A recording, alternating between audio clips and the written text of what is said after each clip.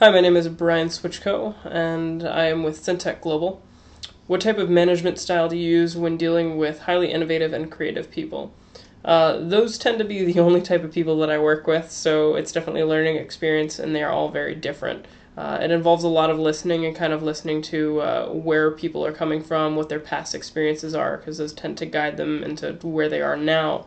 But it's a lot of relating to people and just basically being able to get on board and understand the same things that they do. Leadership for me is a lot of leading people by example, and the way that I tend to do that, and in terms of getting someone to do a task is by having them understand why they're doing it and having them buy into the fact that they're doing it for a specific reason. Oftentimes, the people that I work with, be it partners in my business, investors, freelancers, copywriters, whatever it may be, anyone who I work with usually I give them, offer them, or show them a way that they can be vested in what they're working on. So that a copywriter may be working more towards performance rather than just to finish a project and get it done. That definitely helps to motivate people a lot and helps to lead them into making their own decision. So it's a very internal decision.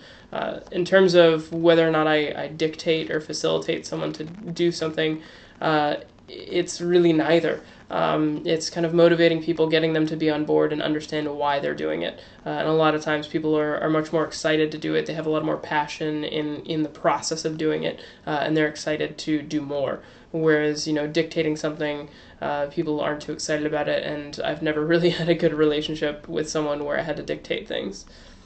What style of management do you prefer your managers to use?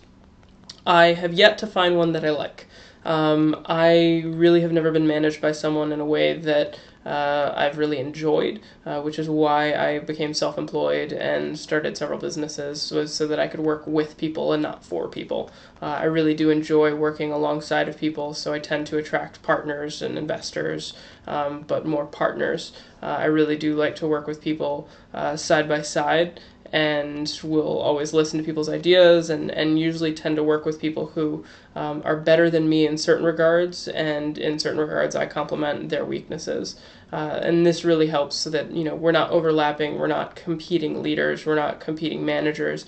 We're both really working together to achieve a common goal. We both have different expertise, and we recognize that. And so one will trust the other pretty much implicitly, and it really works well because people buy into it, and they really work hard to make it worthwhile.